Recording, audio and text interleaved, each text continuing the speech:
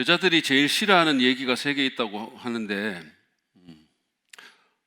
제 3위가 축구 얘기고 둘째가 군대 얘기고 제일 싫어하는 게 군대에서 축구하는 얘기라는 그런 우스개를 들은 적이 있습니다. 근데 이 우스개가 맞는다면 저는 오늘 자매님들이 좀 싫어하는 얘기로 설교를 시작하는 겁니다. 바로 군대 이야기입니다. 그래도 최악은 아니에요. 군대에서 축구하는 얘기는 아니기 때문입니다. 사실 저는 축구를 그렇게 좋아하지 않습니다. 원래는 사실 그렇게까지 안 했는데 제가 신학교에서 이렇게 학생들을 가르치면서 학생들이 일부 몰지각한 운동권 교수들의 준동에 이렇게 휘말려 가지고 새벽에 축구하고 그냥 온 힘을 다해서 새벽에 축구하고 와가지고 수업 시간에 꼬박꼬박 조는 것을 보는 것을 계속 봐왔기 때문에 그로 인해서 축구에 대한 저의 혐오감이 점점 커지고 있는 거죠. 우리 교회의 윤석호, 정재영, 심지어 김인태 이런 부류들이 바로 수시로 축구장에 달려간 자들입니다.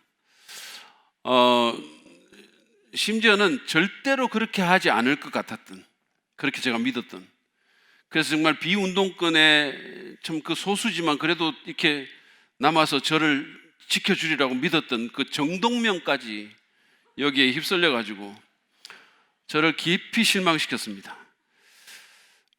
아마도 허성군은 이 부류에서 제외된 것으로 제가 압니다. 왜냐하면 그는 밤에 심혜영과 아무도 없는 강당에서 심야 피아노 데이트를 즐긴 인물이기 때문입니다. 요 앞에서 둘이가 아까 찬양하는 거 보셨죠? 그러니까 이 사람은 운동권은 아니고 예능권 학생이었어요.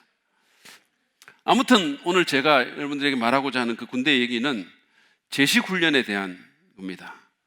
군대에 가면 가장 기본적인 훈련으로 이 제식훈련이라는 것을 받습니다. 제가 사실은 12월 달에 입대를 해가지고 이런 1월 달에 훈련을 받았기 때문에 이걸 얘기를 하니까 그때 기억이 막 되살아오르는 것 같아요. 이 제식훈련이라는 것은 뭐 차렷 열중셔부터 시작해가지고 우양우, 자양자, 뭐 앞으로 가, 뒤로 가, 뛰어가 뭐 이런 말하자면 구령에 맞추어서 일사불란하게 행동하는 것, 그걸 배우는 훈련이에요. 근데 이 제식훈련은 기본적으로 지휘관의 명령에 복종하는 것을 습승화시키는 그런 훈련입니다. 이게 안 되면 군인이 아니죠. 그리고 이게 안 되면 군대는 결코 적에 맞서서 싸워서 이길 수가 없습니다. 말하자면 당나라 군대가 되는 거예요. 이게 안 되면. 우리 인생도 마찬가지라고 저는 생각합니다. 우리 생명의 창조자이시자, 우리를 만드신 분이시자, 가장 탁월한 지도자이신, 모든 것을 아시고 모든 것을 오케스트레이트 하시는 그 지도자이신 그 하나님의 말씀에 순종하는 것을 배우지 못하면 우리 삶의 진정한 승리와 성공과 축복은 없다라고 말씀드릴 수 있습니다. 우리는 지금 이 축복의 통로가 되라는 부르심을 받고 새로운 삶을 시작하는 아브라함의 얘기를 근거로 진짜 축복받는, 진짜 복받는 새, 진복새 시리즈 설교를 하고 있습니다. 오늘 3번째인데 그 첫 번째는 죄와 우상과 안전지대를 떠나야 된다는 것, 그런 내용이었고, 두 번째는 하나님께서 우리에게 하신 약속을 이루실 것과 우리가 복의 통로로 쓰임받을 것을 기대해야 한다는 내용이었습니다. 오늘 이 3번째인데 그냥 따르기라는 제목을 제가 붙였어요. 사실은 좀 고민을 했어요. 닥치고 따르기라고 할까 하다가 요즘 뭐 그런 거 있잖아요. 닭공 뭐 그래서 너무 좀 센 것 같고 교회에서 좀 안 어울릴 것 같아가지고 순화를 시켰죠. 그냥 따르기. 이것은 순종에 대한 것입니다. 우리가 이미 본문 말씀 읽을 때 본 것처럼 아브라함은 그냥 따랐어요. 하나님의 부르심과 말씀에 그냥 순종했습니다. 그래서 길을 떠났던 거죠. 그리고 그것이 지금 우리가 알고 있는 아브라함을 만든 결정적인 요인이었습니다. 여러분은 어떠세요? 여러분은 하나님의 부르심과 그 뜻과 그 말씀을 잘 따르고 있으십니까? 아니면 그냥 뭐 교회에는 오지만 일상생활 가운데서 내 삶의 여러 가지 선택 가운데서 아이고 그냥 내 생각대로, 내 판단대로, 내가 생활해 왔던 그런 방식대로, 관성에 따라, 누가 말한 것처럼 그냥 그렇게 살고 계십니까? 아니면 세상이 흐르는 흐름에 따라 판단하면서 그렇게 사십니까?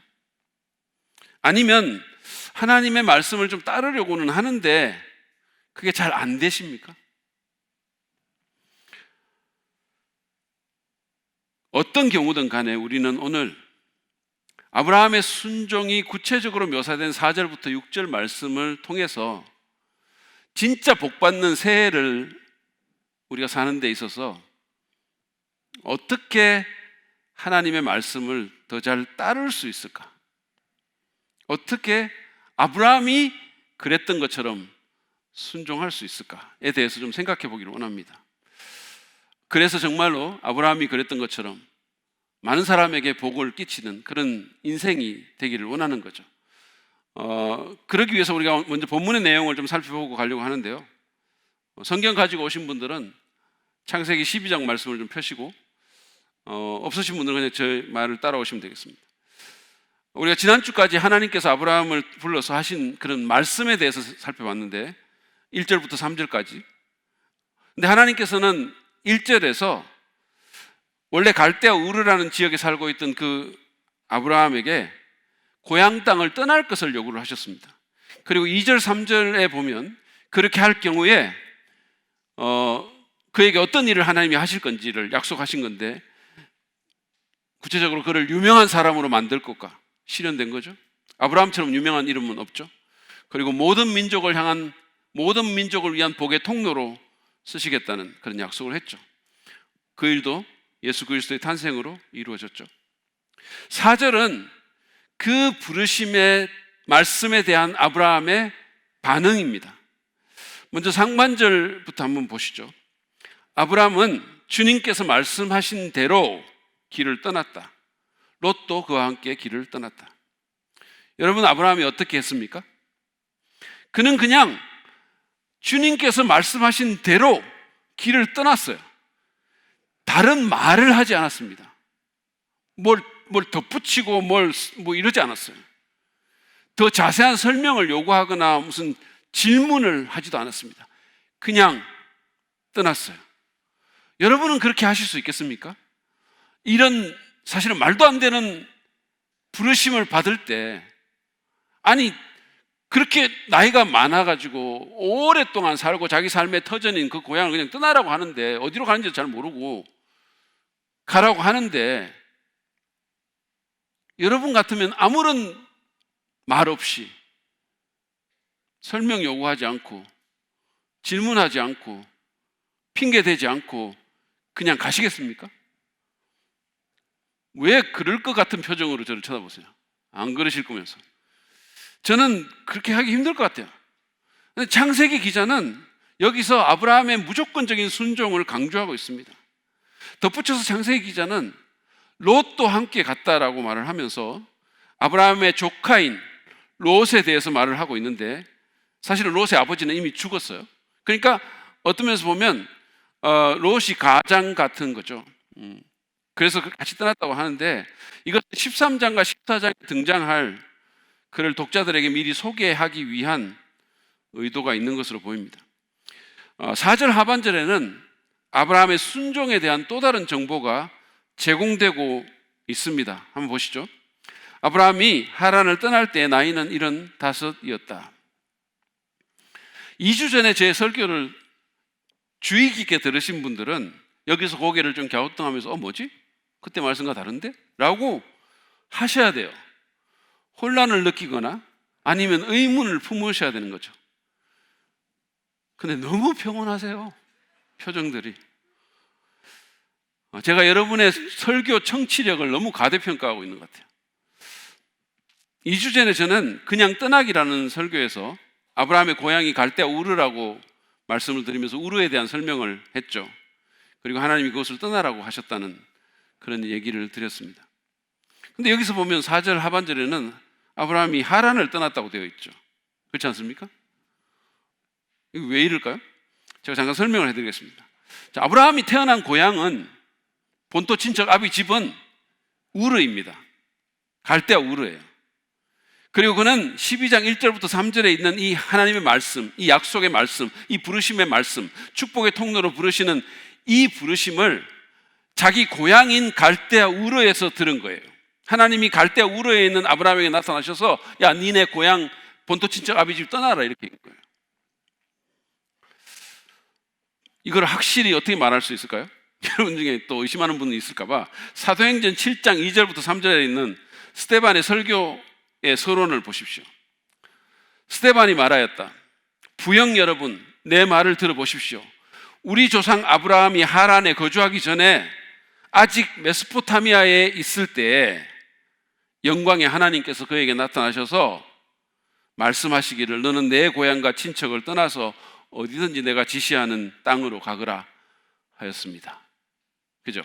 여기 말한 이 하나님의 말씀이 바로 창세기 12장 1절부터 3절에 있는 말씀이에요. 근데 스데반은 하란에 가기 전에 메소포타미아에 있을 때, 다시 말해서 갈대아 우르에 있을 때 이 말씀이 아브라함에게 왔다라고 얘기를 하는 거예요. 하나님께서 그를 그렇게 부르셨다는 거죠. 우르에서 하나님의 부르심 받은 거죠. 그렇다면 왜 4절 하반절에서 하란이 나옵니까? 아브라함이 어떻게 해서 우르를 떠나서 하란에 가게 됐는지 우리는 정확하게 모릅니다. 하나님께서 처음에 그쪽으로 그를 인도하셨던 것 같아요. 왜냐하면 히브리서에 보면 그는 갈 바를 알지 못하고 나왔다고 돼 있고, 그러니까 하나님이 인도하셨으니까 거기 간 거죠. 지도를 한번 보여주실래요? 지도. 네. 여기 보면 그 밑에 페르시아만 밑에 우르가 있어요. 수메르 있는 곳에. 그리고는 저쪽 북쪽에 아스르 있는 곳에 하란이라는 곳이 있죠. 그러니까 하나님께서 우르에서 그를 불러내서 이 하란이라는 곳으로 이끄신 거죠. 그런데 성경을 보면 그는 특별히 11장 같은 데 보면 아내와 함께 또 조카 롯과 함께 그리고 자기 아버지와 함께 하란이라는 곳으로 간 거예요. 그 아브라함이 하나님의 부르심을 받은 후에 아버지를 같이 가자고 설득했을 수 있습니다. 또는 아버지가 그곳을 떠나야만 하는 사정이 있었을지도 몰라요. 그게 맞아 떨어졌는지도 몰라요. 어쨌든 우리는 모르지만 그들은 같이 우르를 떠나서 하란으로 갔습니다. 그리고 그곳에서 얼마간 살게 됐는데 정확하게 얼마 동안 거기에 거했는지에 대해서는 성경은 말하고 있지 않아요. 뭐 1년일 수도 있고 5년일 수도 있고 뭐 우리는 모르죠. 아무튼 거기에 거하는 동안 아브라함의 아버지인 데라가 세상을 떠났습니다. 그리고 아버지가 세상을 떠난 후에 하나님은 아브라함에게 다시 나타나셔서 그를 가나안 땅으로 인도하신 것입니다. 사도행전 7장 4절 말씀을 보시죠. 스데반의 설교 가운데 계속해서 그래서 그는 하나님께서 가라고 해서 그래서 그는 갈대아 사람들의 땅을 떠나, 다시 말하면 갈대아 우르를 떠나서 하란으로 가서 거기서 살았습니다. 그리고 그의 아버지가 죽은 뒤에 하나님께서 그를 하란에서 지금 여러분이 사는 이 땅, 다시 말해서 팔레스타인 땅, 가나안 사람들이 가던 그 가나안 땅으로 옮기셨습니다. 그러니까 정리하자면 이런 거예요. 창세기 12장 1절부터 3절은 갈대아 우르에서 아브라함을 부르신 하나님의 부르심이고 4절 상반절은 그에 대한 아브라함의 반응을 묘사하고 있는 거죠. 그러니까 우르에 있을 때 하나님이 그를 부르셨고 야 여기 떠나라 그러니까 그가 두말 없이 떠난 거예요. 다만 4절 하반절 이하에서는 시간을 좀 건너뛰어서 최종 목적지인 가나안으로 가는 그 출발에 대해서 이야기를 하고 있는 거예요. 이해가 가십니까? 가든지 안 가든지 뭔가 이렇게 좀 반응이 있어야 될 거 아니에요. 이해가 가시죠? 제발 좀 말씀해 주세요. 안 가도 할 수는 없어요. 근데 어쨌든 이해 간다고 보고. 그래서 이 얘기가 나온 거죠. 자, 이제 5절을 한번 보겠습니다. 5절은 가나안 땅에 마침내 도착한 것을 이제 밝히고 있는 거예요. 한번 보시죠. 아브라함은 아내 사레와 조카 롯과 하란에서 모은 재산과 거기에서 얻은 사람들을 거느리고 가나안 땅으로 가려고 길을 떠나서 마침내 가나안 땅에 이르렀다 그랬어요. 하나님께서 부르신 그 최종 목적지에 이제 간 거죠. 근데 여기서 하란을 떠나서 가나안 땅으로 간 사람들의 목록이 있습니다. 자기 아내도 있고 롯도 있고, 그리고 흥미로운 것은 하란에서 얻은 사람들이 거기 있는 거죠. 근데 쉬운 성경은 이 사람들을 종들로 번역을 했는데 히브리 원어로 이게 네페시라는 단어가 쓰였거든요. 그걸로 봐서 종들로는 보기 어렵다고 저는 생각해요. 왜냐하면 이 용어는 일반적으로 종들을 묘사하는 데 쓰는 용어가 아니기 때문입니다. 그래서 구약학자인 카스토라는 사람은 이 사람들이 하란에서 아브라함이 얻은 계종자들이다라고 말을 했어요. 그의 말이 맞다면 아브라함은 이미 그곳에서 하나님에 대한 자신의 믿음을 나누면서 살았다는 거예요. 이미. 그러니까 하나님께서 그를 부르시고 오는 과정 가운데 있는 그 가운데서도 그는 복의 통로로서의 삶을 산 거죠. 하나님이라는 그 복을 나눠준 거죠. 그래서 그 사람들이 아브라함과 함께 이 약속의 땅으로 오게 된 거죠. 6절은 그가 가나안 땅에 입성해가지고 처음에 어디까지 갔는지를 보여줍니다. 한번 보시죠. 아브라함은 그 땅을 지나서 세겜 땅 곧 모래의 상수리 나무가 있는 곳에 이르렀다. 그때 그 땅에는 가나안 사람들이 살고 있었다. 세겜 땅에 갔다 그랬어요. 이 세겜이라는 용어 좀 익숙하지 않으십니까? 특별히 이번에 신년 부흥회에 참여했던 분들은 모를 수가 없는 곳이에요. 모르시겠어요?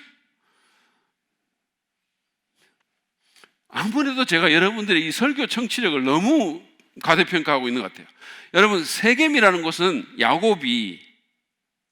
아브라함의 손자인 그 야곱이 고향으로 돌아오면서 중간에 머문 곳인데 딸 디나가 강간당하고 그래서 그 아들들 시몬과 레위가 복수극을 벌인 곳입니다. 아하, 이제 아시겠어요? 아무튼 아브라함은 그곳까지 간 거죠. 지도를 한번 보여주세요. 또 다른 지도입니다. 자, 여기 보면 하란으로 갔다가 쭉 내려와서 다메섹을 지나서 이제 세겜까지 간 거죠. 세겜이 보이세요? 네, 제일 위쪽에 이렇게 팔레스타인의 위쪽에 이렇게 있는 곳이 세겜입니다. 지중해 바로 옆에. 어쨌든 거기에 간 거죠. 그런데 창세기 기자는 그때 그곳에 가나안 사람들이 살고 있었다라고 말을 합니다. 가나안 사람들이. 그러니까 하나님께서 가라고 해서 갔는데 가보니까 그 땅이 이미 다른 사람들에 의해서 정복된 땅이라는 거죠. 거기다가 이 가나안 족속이라는 사람들은 창세기에서 계속해서 하나님에 대해서 적대적이고 타락한 사람들로 묘사가 됩니다. 그런 사람들이 거기 있었다는 거죠. 거기다가 모래의 상수리 나무라는 곳은 이거는 그 일종의 우상 숭배하는 이방신을 모시는 그런 곳을 말하는 곳이에요. 그러니까 하나님께서 가라고 해서 갔는데 상황은 녹록지 않았다는 거죠. 자, 이것이 오늘 본문의 이야기입니다.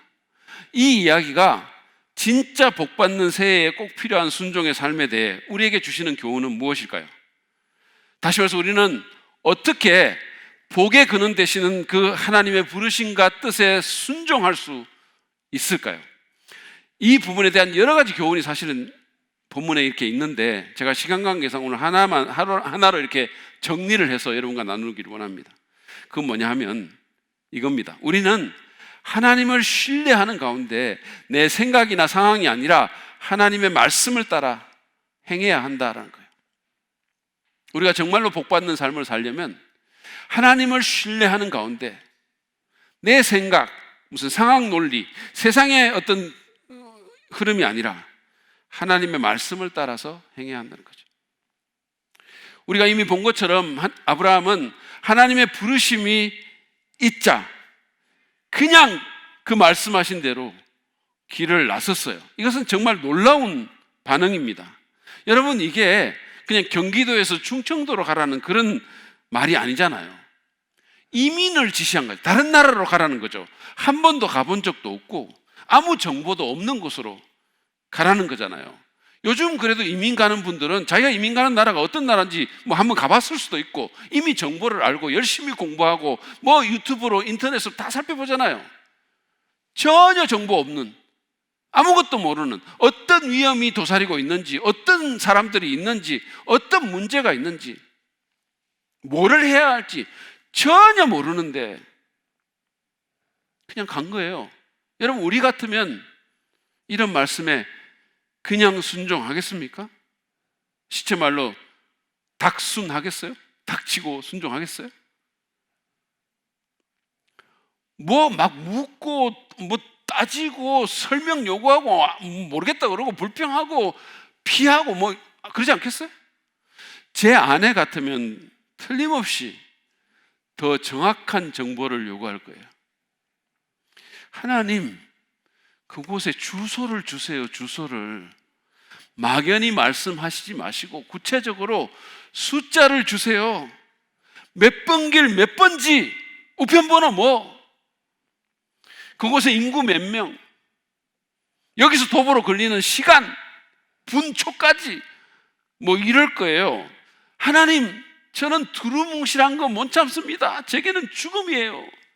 그런 남편하고 사는 거, 그것만으로도 형벌인데 뭐 이럴 거예요. 그러나 아브라함은 그러지 않았어요. 그는 아무런 토를 달지 않고 그냥 길을 나섰어요. 여러분, 아브라함에게 자기 생각이 없었을까요? 그 사람에게 판단력이 없었을까요? 그 사람에게 궁금한 점이 없었을까요? 그렇지 않습니다. 그리고 이게 상황적으로 보면 말이 안 되는 명령이잖아요. 너무나 말이 안 되는, 그리고 너무나 어려운. 그런데도 그는 그냥 말씀대로 길을 떠났어요. 그래서 오늘날 우리가 아는 아브라함이 된 거예요. 우리가 원래 정말로 복받는 한 해를 보내려면 우리는 내 생각이나 세상의 어떤 뭐 트렌드나 상식이나 또는 상황 논리를 따르는 것이 아니라 하나님의 말씀을 따라야 합니다. 왜냐하면 하나님의 말씀은 언제나 옳기 때문이에요. 그리고 하나님보다 더 우리의 진짜 복을 바라는 존재는 없기 때문입니다. 그분만큼 우리가 잘 되기를, 진짜로 잘 되기를 원하는 존재는 없기 때문이에요. 때로는 우리가 이게 잘 믿어지지 않고 때로는 잘 느껴지지 않지만, 여러분, 우리가 순종하기 어려운 이유가 뭘까요? 그것은 하나님보다 다른 것을 더 믿기 때문이 아닐까요? 하나님의 말씀과 뜻보다는 우리에 대한 그분의 사랑과 선의보다는 내 생각과 상황에 더 기대기 때문이 아닐까요? 이번 신년 부흥의 3일째였나요? 그 일나로 가는 길이라는 설교에서 우리 강사 목사님이 다윗은 참모들의 만류에도 불구하고 하나님이 가라고 하셨기 때문에 자기 위치가 사울 왕에게 발각돼서 평생은 아니겠지만 하여튼 계속 쫓겨다니면서 삶이 너무나 어려워질 것을 알면서도 거기 갔다라고 말을 하면서 우리는 어떻게 할 것인지에 대한 질문을 했어요. 1번, 2번으로. 기억나세요? 1번은 다윗 참모들의 조언처럼 하나님의 때를 기다리면서, 그러면서 뭐라 그럴까요? 이렇게 힘을 키우고 하나님의 때를 이렇게 기다리며 은신처에서 머물겠다. 그래서 본격적으로 하나님이 일을 하겠다, 나중에 때가 되면. 2번은 비록 사울 왕에게 위치가 발각돼서 그에게 쫓겨다니는 피곤한 삶이 이어질지라도 하나님이 2번이나 가라고 말씀하셨기 때문에 가겠다. 그래서 정말 피곤하지만 잡히지는 않는 그런 은혜를 누리고 살겠다. 자, 이 둘 중에 무엇을 선택할 건지를 물었어요. 그리고 그는 1번에 손을 든 분들을 향해서 이런 분들을 불신자라고 한다고 얘기를 했고, 2번에 손을 든 자들을 향해서 이런 분들을 미쳤다고 말한다고 얘기를 했어요. 저는 어떤 대답을 해도 좋은 소리를 못 들을 줄을 이미 알고 있었기 때문에 대답을 안 한 거예요. 여러분, 이렇게 제가 여러분 사실은 모르겠어요. 저도 솔직히 답을 했으면 2번보다는 1번 쪽에 손이 갔을 수 있습니다. 사실은. 제가 목사로서 여러분들에게 앞으로도 이런 일이 있을 수 있으니까 영업 비밀을 하나 말씀을 드리자면, 이런 류의 강사를 당황시키는 한 가지 방법은 1번에도 2번에도 1절 대답을 하지 않는 거예요. 반응 안 하는 거, 가만히 있는 거. 여러분 너무 잘 하시잖아요. 그거 가만히 있는 거, 말 안 하고 가만히 있는 거. 그렇게 하시면 되는데 왜 그때는 하셨어요? 그래가지고 안 좋은 소리 듣고. 자, 농담한 거고, 아무튼 여러분 1번에 손을 드신 분들은 불신자라는 그 말에 상당한 충격을 받았을 겁니다. 어떻게 그렇게 심한 말을, 아마 이런 생각이 들었을 거예요. 그런데 여러분 생각해 보십시오. 우리가 정말로 하나님을 신뢰한다면, 정말로 그분을 믿는다면, 그분이 온 우주의 주권자이시고 우리의 생사화복을 주관하시고 왕의 마음도 움직이시고 그런 분이 가라고 했으니까 그걸 진짜 믿는다면, 그러면 가는 것이 맞지 않을까요? 좀 지나치게 단순화한다고 생각할 수는 있겠지만 결국은 믿음의 문제가 아닙니까? 결국은. 그런 면에서 강사 목사님이 1번을 택한 사람들에게 불신자라고 한 것은 옳은 말이라고 저는 생각해요.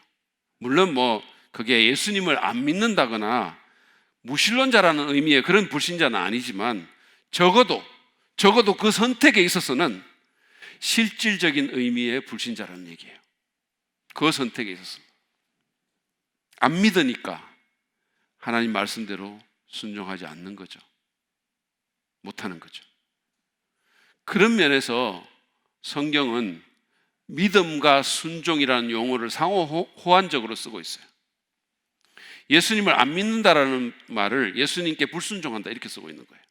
그러니까 믿음과 순종은 같이 가는 거라는 얘기죠. 여러분, 하나님을 신뢰하면서 그분의 말씀과 뜻에 순종하는 한 해가 되기를 바랍니다. 세상은 이해하지 못할 수 있어요. 제가 미국에 유학 가가지고 미국의 대학원에서 물리학 석사를 하고 신학교에 간다고 했을 때 그 물리학과가 완전히 뒤집어졌어요. 정말로. 이 사람 왜 이러는지 사람들이 이해를 도저히 못하는 거예요. 전부 그냥 교수님들까지 너 왜 그러냐? 너 왜 그러냐? 너 이제 박사과정 논문도 썼는데 너 박사과정 가가지고 그래가지고 이거 해가지고 해야 되는데 너 왜 뭐 때문에 신학 가냐? 아니, 어쩌면 이번에 강사님이 2번을 선택한 사람이 말한 것처럼 세상은 미쳤다고 할 수도 있어요. 미쳤다고. 그러나 그 미친 선택이 여러분 다윗의 선택이었고 아브라함의 선택이었어요. 그리고 그것이 이 땅에 오신 예수님의 선택이기도 했습니다. 그리고 우리가 알아야 될 것은 그 선택의 끝은 하나님의 축복이었다는 거예요. 여러분 생각해 보십시오. 십자가로 가서 죽으라는 그 하나님의 말씀에 예수님이 순종했기 때문에 오늘 우리가 여기 앉아 있는 거예요. 마음에 소망을 품고 사랑을 갖고 주님을 찬양하는 겁니다. 그리고 그랬기 때문에 그분은 죽음에서 부활하셨고 모든 이름 위에 뛰어난 이름을 갖게 된 것입니다. 근데 이것은 사실은 개인뿐만 아니라 교회적으로도 마찬가지예요. 제가 오늘 아까 강구하고 이렇게 좀 설명해 드렸듯이 지금 우리는 2022년도를 위한 선교 헌금을 작정하고 있어요. 우리 교회 왜 이 일을 합니까? 왜? 아직 건축 빚도 남아있고 우리 내부의 사역을 위해서 쓸 것도 많은데, 그리고 정말 우리 교역자들 정말로 박봉 받으면서 수고 정말 하는데 교역자들 복지 정말 잘 안 돼 있는데 왜? 이런 상황이라면 한 푼이라도 더 그런 일에 재정을 써야지. 왜 굳이 우리가 수천만 원을 쓰면서 선교를 합니까? 왜 합니까? 여러분 아세요? 작년에 저희가 정기적으로 선교를 위해서 내보내는 그 액수가 있어요. 그거 외에 또 특별한 선교 지출이 있습니다. 뭐 한 번씩 이렇게 특별하게 지출하는 것들 있죠. 그리고 뭐 신학교에 장학금도 내보내고 구제금도 내보내고 거기다가 CTS 기독교 방송과 극동 방송에 대한 선교 후원까지 다 합하면 내보낸 돈이 거의 9천만 원이에요. 그런 돈을 우리가 선교 사역에 지출을 했습니다. 왜 그럽니까, 우리가? 왜? 그리고 왜 저는 그 돈을 더 많이 지출하기를 원합니까? 앞으로 더 많이 이런 일에 좀 돈을 썼으면 좋겠다. 왜 제가 그렇게 생각합니까? 그리고 더 나아가서 왜 이런 어려운 때, 코로나 시기에 선교사 파송의 책임까지 우리는 지려고 합니까? 그것도 신학교 다닐 때 새벽마다 축구 나가서 제 진로를 촉박케 한 운동권 사역자, 운동권 중에 운동권, 그야말로 운동권의 개수를 왜 굳이 데리고 와가지고 선교지로 내보냅니까? 왜냐하면 하나님께서 하라고 하셨기 때문이에요. 너희는 온 천하에 다니면서 복음을 전하라고, 모든 민족에게 나가라고. 우리가 다 나갈 수는 없으니까 누군가를 내보내고 우리가 기도하고 후원하는 거예요. 어려운 사람들에게 사랑을 전하라고. 그래서 우리가 송정복지센터에 돈을 주고 같이 일을 하는 거예요. 그렇게 하라고 주님이 말씀하신 거죠. 그게 교회가 해야 하는 일이라고 주님이 말씀하셨기 때문이에요. 그게 교회라고. 그리고 그런 교회를 하나님께서 복 주시고 사용하실 것을 우리가 믿기 때문입니다. 그래서 우리는 그 말씀대로 따르는 거죠. 여러분, 원래 정말로 복된 한 해가 되기를 원하십니까? 개인적으로든 교회 공동체적으로든 올 한 해 하나님은 우리에게 다양한 요구와 명령과 부르심의 말씀을 주실 겁니다. 그게 우르를 떠나서 무슨 가나안으로 가라는 큰 부르심일 수도 있고, 때로는 배우자를 용서하라거나 누군가를 사랑으로 품으라거나 정직하라거나 가정이나 교회에서 섬김의 자리로 나아가라는, 뭐 어떻게 보면 일상의 작은 요구일 수도 있어요. 그리고 그 하나님의 부르심과 요구와 뜻 가운데 상당 부분은 내 생각이나 세상의 방식이나 내가 처한 상황에 비추어서 합리적으로 보이지 않거나 어렵게 여겨질 수 있어요. 그러나 그럼에도 불구하고 우리는 하나님을 신뢰하면서 내 생각 판단보다, 상황 논리보다, 세상 사람들의 어떤 흐름보다 하나님의 말씀에 따라 믿음의 발걸음을 뗄 필요가 있습니다. 물론 그렇게 한다고 아무런 문제도 없고 모든 일이 잘 풀리기만 한다는 뜻은 아닙니다. 순종했지만, 말씀에 따랐지만 아브라함이 세겜에서 이미 그 땅을 정복하고 있는 적대 세력을 만난 것처럼 오히려 어려움에 직면할 수도 있어요.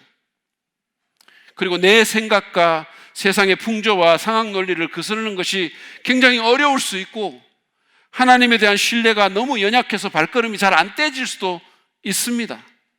그게 너무 힘들 수 있어요. 여러분, 그렇기 때문에 우리는 기도해야 합니다. 그렇기 때문에 하나님을 신뢰하고 순종의 발걸음을 뗄 수 있도록 도와달라고. 이번에 강사님이 와서 말한 것처럼 본성을 거스르고 좀 움직일 수 있는 그런 은혜를 달라고.